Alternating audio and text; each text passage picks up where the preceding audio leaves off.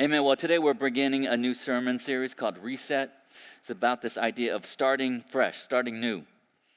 You know, sometimes in previous years, I've had computers that are really old, outdated, and they start feeling really sluggish, glitching, freezing, slow. And I read about, what can I do with this computer? And all the answers is do a factory reset.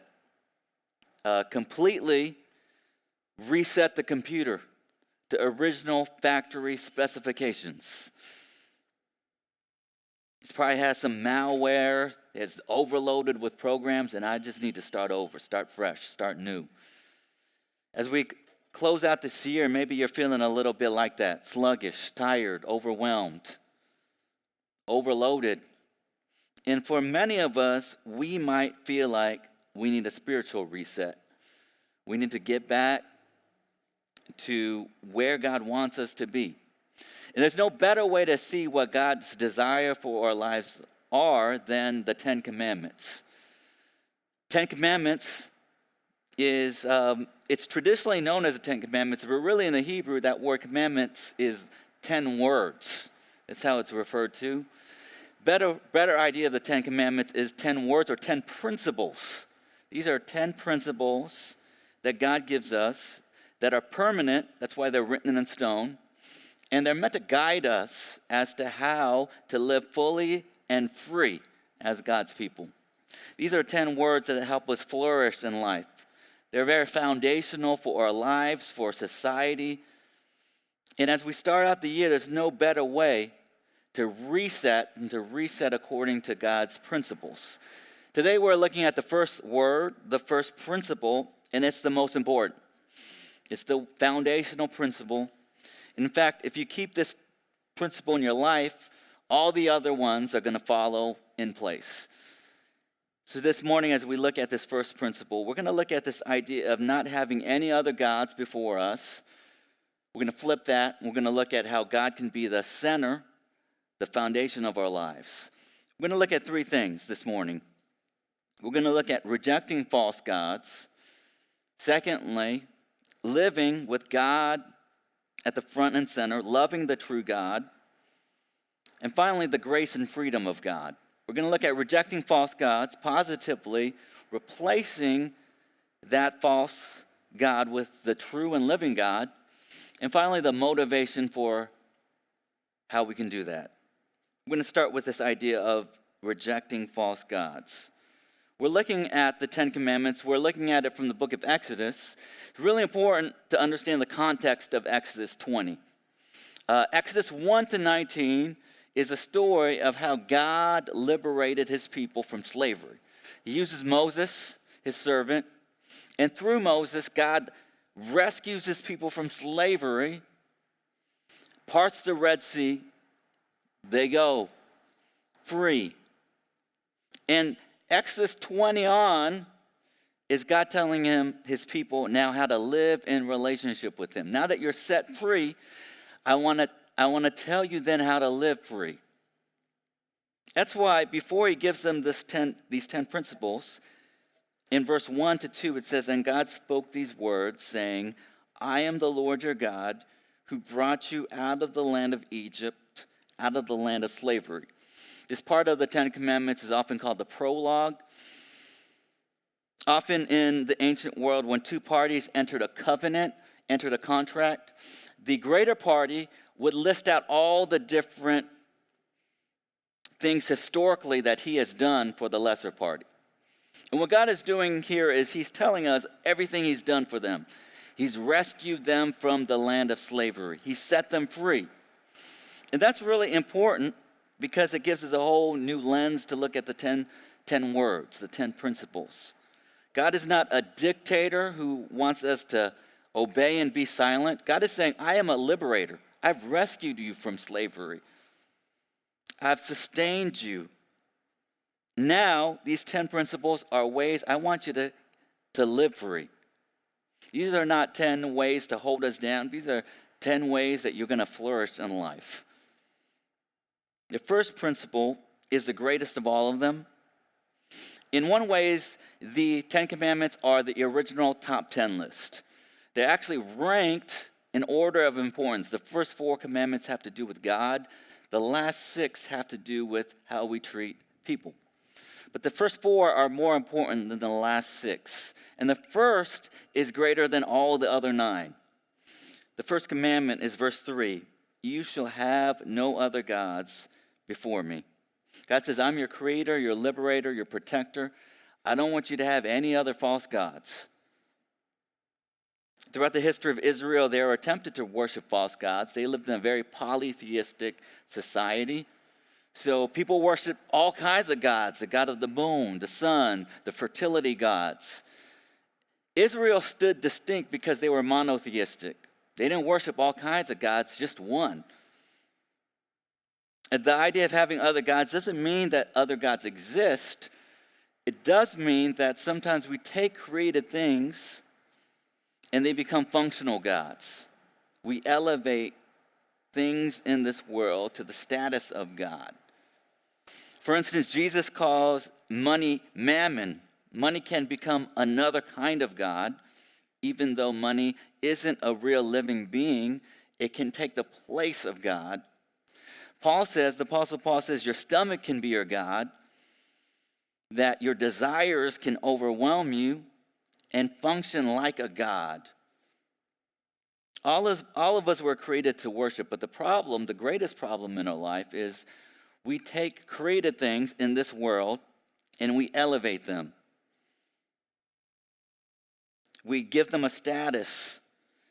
We sacrifice for them. They become everything to us. Tim Keller, in his book Counterfeit God, says that there's an appeal to idols. He writes, idols give us a sense of being in control, and we can locate them by looking at our nightmares. What do we fear the most?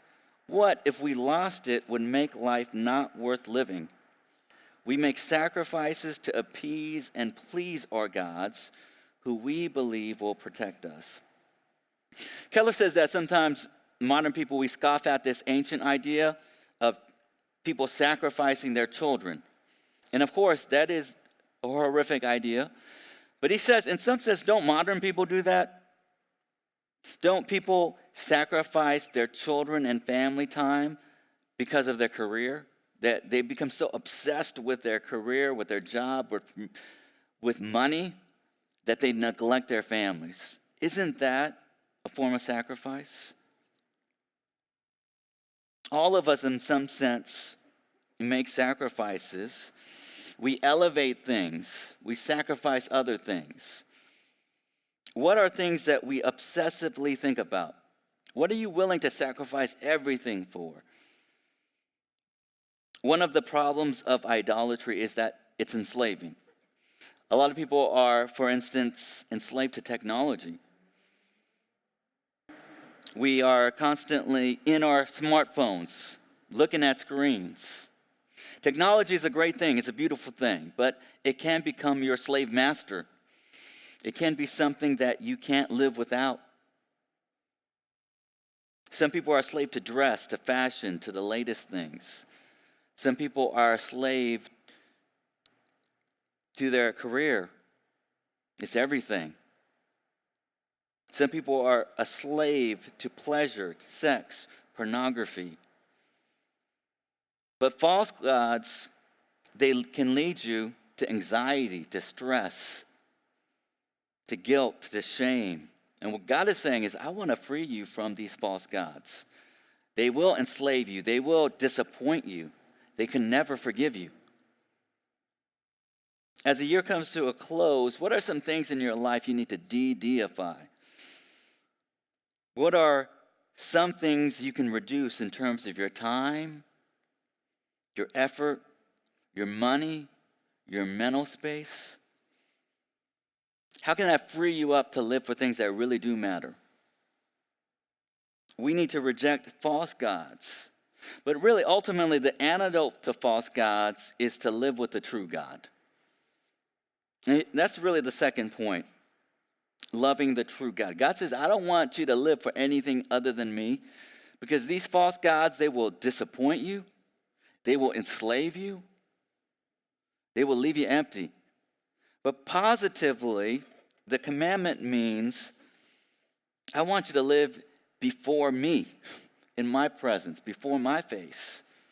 All of the commandments, every 10 of them, have a positive and negative side. When God says no other gods, he's saying positively, I want you to live before my face.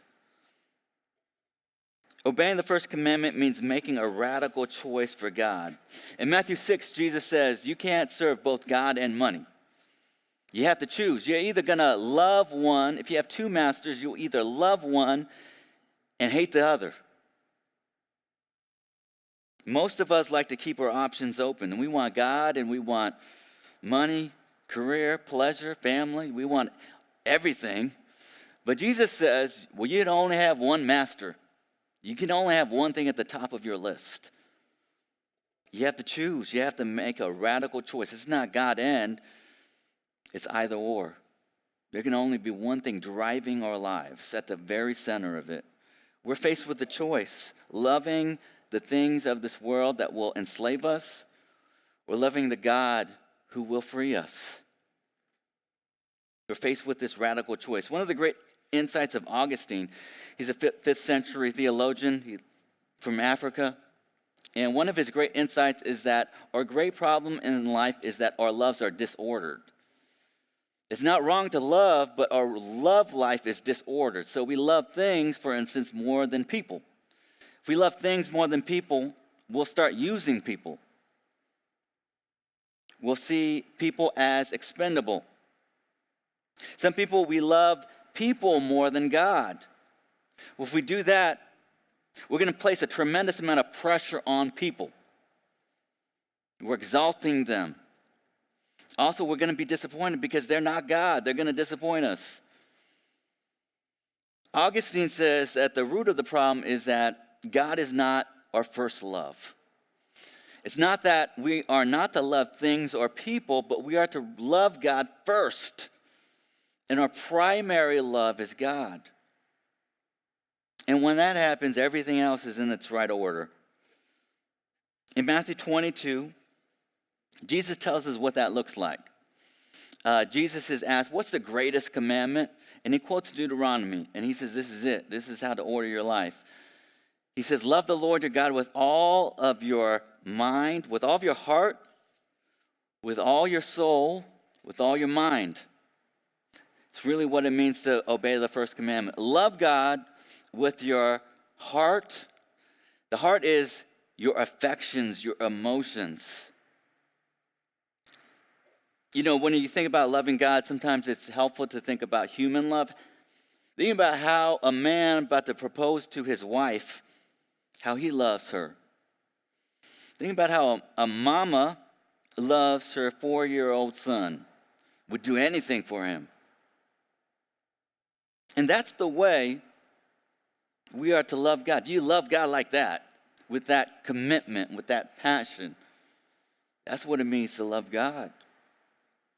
I'm reading a book by a man named Uke Anazor. It's called Overcoming Apathy. It's quite a title, Overcoming Apathy. And he says spiritual apathy, he defines it this way. Spiritual apathy is a dampening of motivation and effort. It's a restlessness and joylessness toward the things of God. He says when you're spiritually apathetic, you don't have joy or motivation to seek God. He says in contrast, we're to have zeal.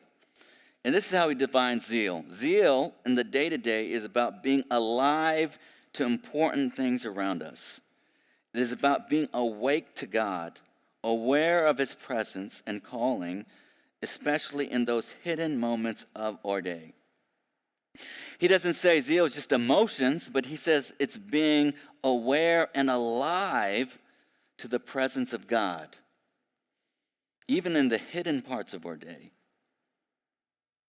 We're to love God with all of our heart, with all of our emotions, with all of our mind. To love God with your mind means to think great thoughts about God.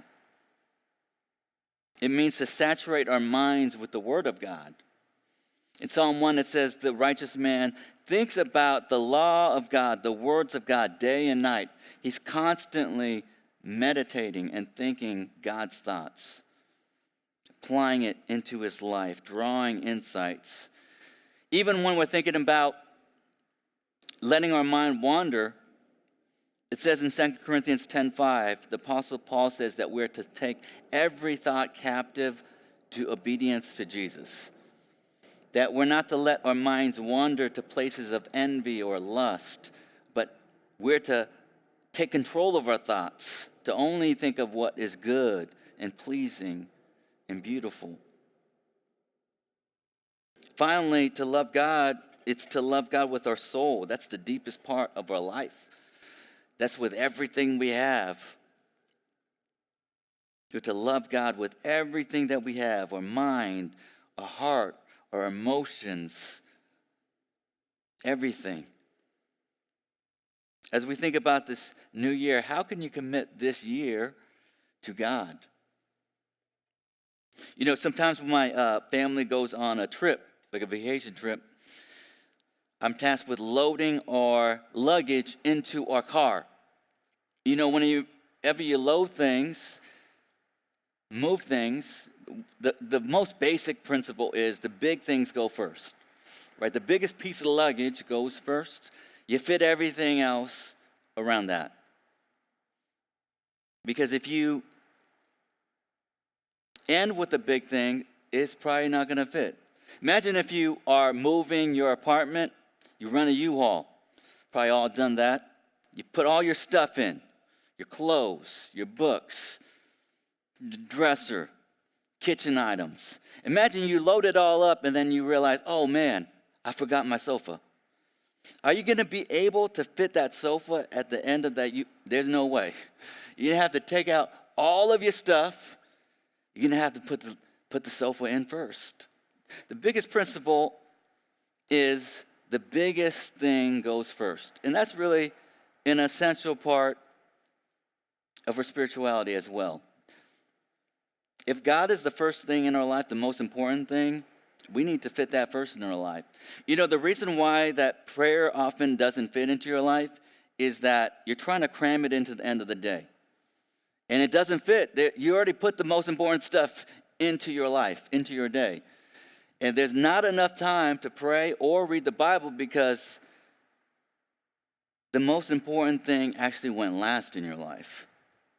So as we reset this year, how can prayer and the Bible be the first thing in? How can actually everything in your life fit around that? Think about the idea of Christian community. How can that be so important to your week that you try to fit community around that? Think about mercy. Jesus says that we are to call to love people in need. You have time for people who are emotionally distraught, who are physically in need, who need rides, care, prayer. Think about your service to the church, the body of Christ. How can we plan everything around those essential things? God, His Word, prayer, His people, those in need, and then just get everything else around that idea. What would that look like? You know, finally, loving God means sticking with your choice. It means making a choice. Man, God, I'm going to put you first, but it also means I'm going to stay with that, even if it's difficult, even if it's hard. You know, everything good and beautiful in this life requires sacrifice. Everything. Amazing meal can't just be microwaved. You got to carefully plan. That's why Thanksgiving meal takes all day. A great piece of art, you just can't mass produce it, can't be cranked out. You need to thoughtfully and painstakingly labor over it.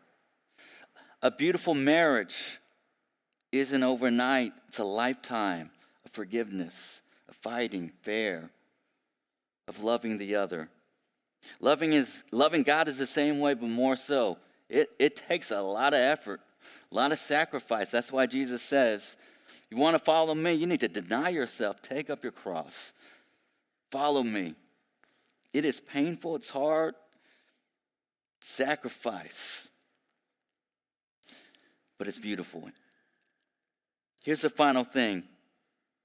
Loving God is hard, but it's ultimately what motivates that hard thing is this love of God, is the liberty that we find in him. So this is the final point, the grace and freedom of God. One of the key things that we're going to learn in the 10 words, 10 principles, is that ultimately all of these commandments points us to the heart and the character of God. These are not just 10 things that are arbitrary, that God just arbitrarily laid out, but they each reflect his character, his heart. And ultimately, all of these 10 words, 10 principles are embodied and motivated by the person of Jesus. When Jesus came to this earth, before he was tempted, before he did his ministry, he was tempted. Matthew tells us Jesus was tempted in the wilderness for 40 days and 40 nights. At the very end of that ordeal, the 40 days of temptation, Jesus is taken up by Satan to the highest mountain, and Satan has Jesus look down on all the kingdoms of the world. And Satan says, hey, I will give all of this to you if what? You will bow down and worship me. What does Jesus say? Matthew 4, 8, 10 to 11. Jesus says, be gone, Satan, for it is written, you shall worship the Lord your God, and him only shall you serve. Jesus is tempted to take a shortcut to glory, to worship Satan. What does Jesus say? He quotes the first commandment. He says, I'm not worshiping a false god. I will have no other gods before me. What's important to know is that Jesus didn't just obey the first commandment as a good example, but the idea of Jesus is that he obeyed all of the 10 commandments for us. All of us fail the 10 commandments probably every day. But the idea of Jesus is that he obeys where Adam fails, where we fail, where the church fails. And what Jesus does throughout his life is he obeys for us. He also takes the punishment of the law. The law results in a curse. It results in deaths. And what Jesus is doing on the cross is he's taking that punishment for us. And when we believe on Jesus, he gives us all of his righteousness, which he earned by obeying the 10 commandments, and he takes the curse on the cross for us. We said before Jesus gives, or God gives the 10 commandments, he gives us the prologue. He tells everything that he has done for them. He's rescued them from the land of slavery. But in reality, the idea of the Exodus is not just liberation from an oppressive force, but it's a spiritual liberation. God is saying, I have rescued you from sin and death. I've rescued you from your greatest enemies. That's the story of Christianity. What gives us the desire to obey the 10 commandments is Jesus is saying, I have rescued you from sin and death. I have liberated you. And what compels us then to love God is that he first loved us. In 1 John 4, John says that we don't love God first, but he first loves us. Not in word, not in a speech, but in a sacrificial love by laying down his life. Dorothy Sayers, she's a great novelist, and she says that the gospel story is the greatest drama ever told. It's the greatest drama ever told. It's the idea that God himself has come down to walk in our shoes. This is what she writes. He himself has gone through the whole of human experience, from the trivial irritations of family life and the cramping restrictions of hard work and lack of money, to the worst horrors of pain and humiliation, defeat, despair, and death. He was born in poverty and died in disgrace and thought it well worthwhile. Sarah says that it's understandable if God is angry with man, even is hostile toward man. She says that the state of our world is man is hostile to other men. So we're at a world of history is about men at war with each other. But he says it's an altogether unbelievable thing that man would be angry with God and judge God, that we would lynch God, that God came down and man judged him and was angry with him. And God allowed himself to be hung on a tree. Why? Out of love for us. She says that's the most impossible story. That God would love man so much. The cost of redemption would be his own son. What motivates us to love God is that he first loved us. God never tells us to do anything he himself has not done, but to an infinite degree more. And the reason we love God is, man, he has loved us. Isn't he worthy of our worship? Isn't he worthy of loving him with all of our heart, our soul, our mind? You know, as we close, the Old Testament, it has these things called a covenant renewal ceremony. And that's the idea that Israel often, especially when it wandered from God, had a season of remembering the love of God, the vows that they took. You know, some couples who've gone through a really rough stretch in their marriage and they've reconciled, sometimes they watch their wedding videos. They remember their vows. Some couples actually give their vows again. They want to redo their vows. That's the idea of a covenantal renewal ceremony. If we're remembering the vows we took. And at the close of this year, I want you to think about that. This is a good opportunity to remember the vows that we took. Maybe when you got baptized, maybe when you became a new member. And to say, God, I want to put you first in my life. I want to love you with my heart, with my soul, with my mind, with everything I have. It's a good opportunity to say, God, forgive me. I put you last this year. I've been so prayerless. And I've been so stressed. Been so anxious because I live for these false gods. They've disappointed me. They always disappoint. This is a time as we close out the year to say, God, I recommit my life to you. I re-up. I want to live and love because you first loved me. Please join me in this time of prayer.